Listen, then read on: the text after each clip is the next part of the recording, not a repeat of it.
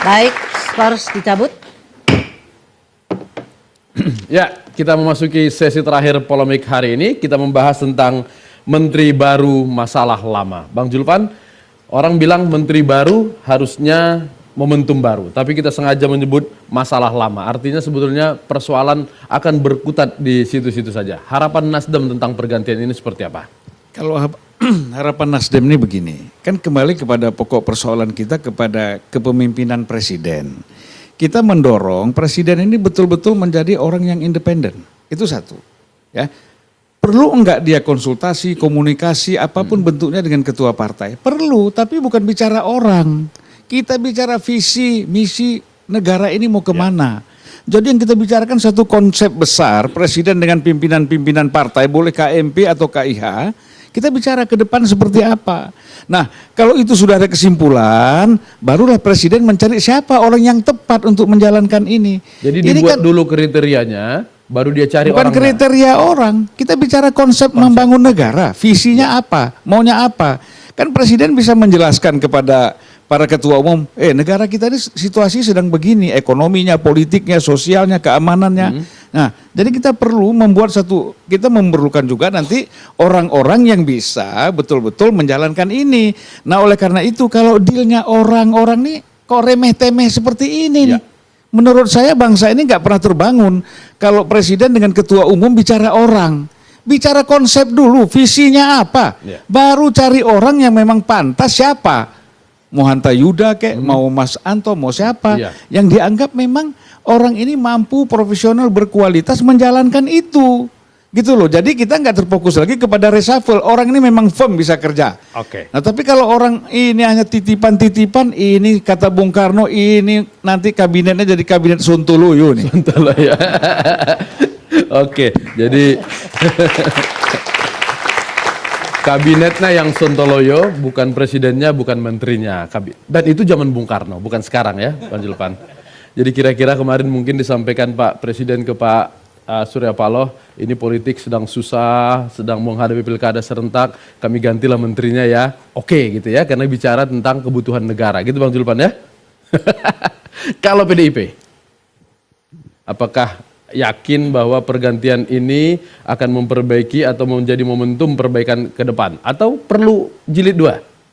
Iya, ini ya benar-benar reshuffle itu ya instrumen untuk melakukan percepatan tadi. Karena apapun tanggung jawab secara politik kepada rakyat itu dan tanggung jawab pekerjaan kepada rakyat itu adalah ukurannya 9 program yang disebut dengan nawacita tadi itu. Itu sebagai jalan perubahan untuk membangun sebuah bangsa yang mandiri tadi. Nah, kita sangat berharap bahwa menteri-menteri ini mampu bekerja cepat tadi, bekerja cepat, mampu merespon secara cepat juga dan berani mengambil sebuah keputusan. Jangan cara bekerjanya itu dengan cara-cara yang monoton gitu. Apalagi kita tahu presiden kan senang itu dengan cara-cara yang lebih baru. Senang dengan terobosan-terobosan. Dia tidak mau formil, kaku, monoton gitu ya. Maka dibutuhkan orang-orang yang punya terobosan. Karena apapun seorang menteri itu dia harus kreatif dan inovatif dan berani mengambil keputusan. Nah, berani mengambil keputusan dan dipertanggungjawabkan kepada pimpinannya presiden. Jadi jangan kebolak-balik. Kadang ada yang malah menterinya yang nunggu dibela-bela presiden, kan itu kebolak-balik namanya. Nah, maka arahannya jelas, presiden begini, menteri laksanakan. Ambil keputusan. Jangan ragu-ragu karena memang bangsa ini butuh orang-orang yang punya keberanian mengambil sikap dan punya terobosan dalam melakukan pekerjaan. Dia nggak bisa lagi kita membangun bangsa ini dengan cara-cara yang kaku, formil, nggak karu-karuan tadi itu. Kadang bahasanya juga diini-iniin ya. Kalau rakyat lapar dibilang, oh itu bukan lapar, tapi ini eufemisme bahasa gitu. Nah, kita butuh orang yang bisa bekerja cepat, berani mengambil keputusan. Nggak perlu takut. Nah, itu yang dibutuhkan. Nah, sebenarnya presiden membutuhkan orang-orang seperti itu dalam kabinetnya. Dan sekarang dari pergantian ini sudah ada? Sudah dong, tentu dalam 10 bulan ini bertahap kan, ada dulu, Ya. ada 6 dia ini kan. Terus kemudian nanti menjawab pertanyaan tadi, apakah akan ada Jilid 2. jilid 2? Ah, Rasanya ada, rasanya ada. karena memang presiden orang yang pengen bekerja cepat, Ya. makanya namanya aja kabinet kerja. Kerja. Nah, tentu berdasarkan evaluasi. Baik. Nah, 10 bulan ini sudah ada evaluasinya, baru 6 pos kementerian, terutama di Menko, karena apapun itu yang harus mengkoordinasikan menteri-menteri di bawahnya. Baik. Nah, selanjutnya nanti kita tunggu, Di Menteri karena Teknis. apapun Hah? pengangkatan dan pemerintahan presiden itu bukan sesuatu yang tabu. Ya. Dan itu memang diperlukan agar presiden bisa terbantu program-programnya oleh pembantu-pembantu yang disebut dengan menteri tadi itu. Oke, baik. Jadi kita yakin betul bahwa menteri-menteri ini akan bekerja lebih cepat lagi, ya. Dan kalau yang tidak cepat, apalagi menteri-menteri yang terindikasi hanya memikirkan rente tadi, Ya. maka dia akan digilas zaman, Oh. dia akan ditinggalkan dan kemungkinan akan diganti nanti. Oke. Kalau partai berkuasa bilang rasa-rasanya ada jilid 2 itu kita harus percaya aja. Pasti akan datang nanti ya. Ini kan ukurannya kerja, Iya. bukan karena partai yang berkuasa. Oke. Ukurannya kerja. Baik. Nah, tentu kami sebagai partai politik, ada partai Pak Julpan dan juga partai Nasdem, ada Iya. partai-partai lainnya, dan juga teman-teman yang di koalisi Merah Putih, ada partai Bu Cece juga pasti menginginkan pemerintahan ini bekerja sungguh-sungguh untuk rakyat tadi. Dan kita memberikan kepercayaan itu kepada presiden, dan presiden kepada menteri-menterinya sebagai pembantu-pembantunya bisa bekerja merealisasikan harapan-harapan rakyat tadi. Oke. Ke Saya boleh tambah sedikit, Boleh. itu input untuk Bung Hanta ya. Ah. Bahwa sebenarnya koalisi kita ini juga nggak terlalu mantap.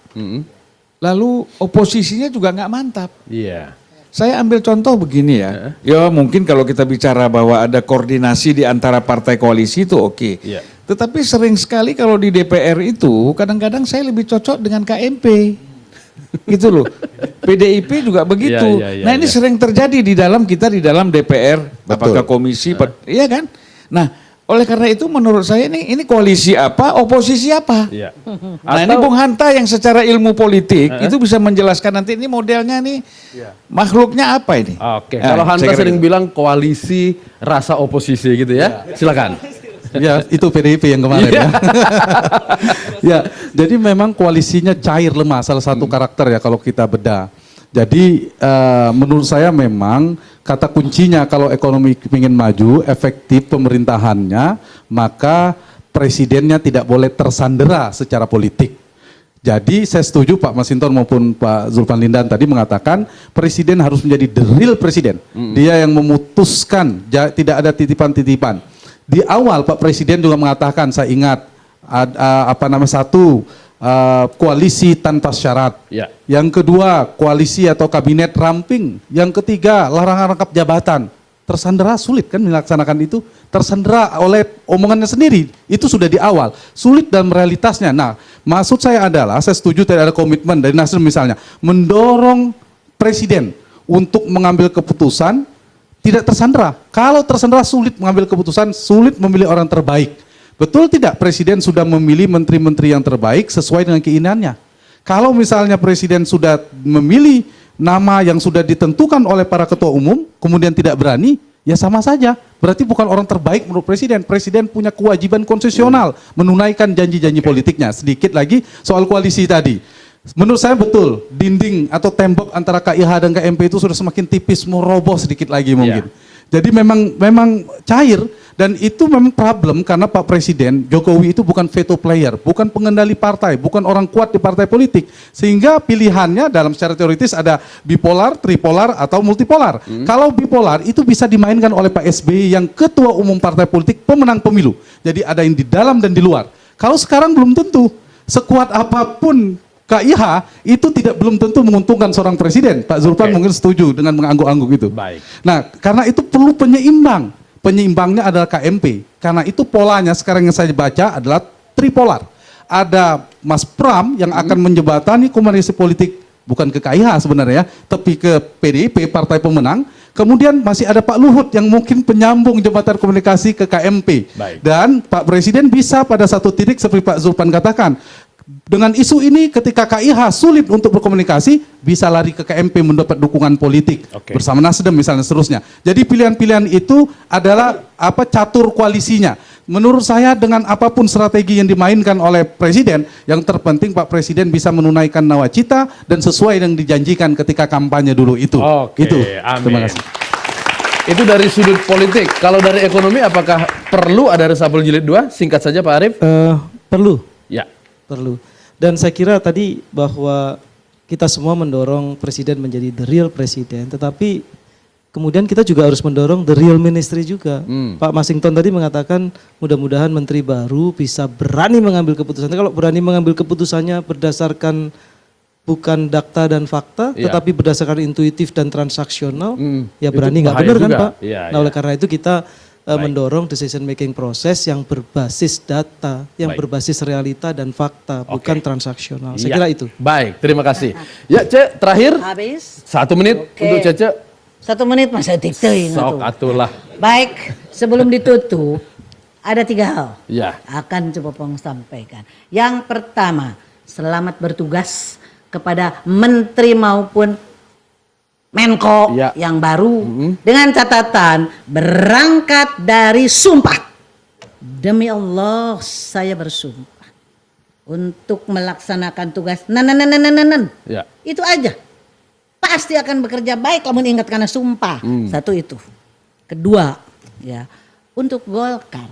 Siapapun yang jadi, oh itu kebanggaan karena apa? Dan semua juga dari Golkar atau asal nama Demokrat dari Golkar, Hanura iya, dari iya. Golkar, Nasdem dari Golkar. Iya. Bangga Cepopo. Iya, iya. Yang terakhir tertarik dengan istilah dua kubu temboknya roboh. Iya. Betul?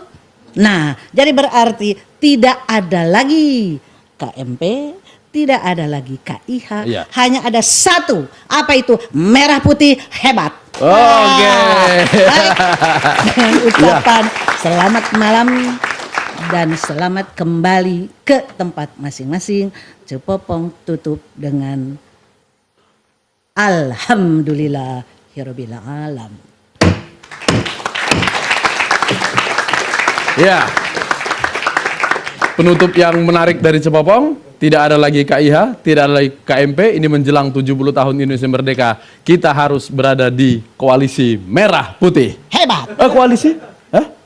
Kan ada dua, tadi kan udah roboh. Iya. Tinggal satu. Apa itu? Tetapnya kedua yang ngarang.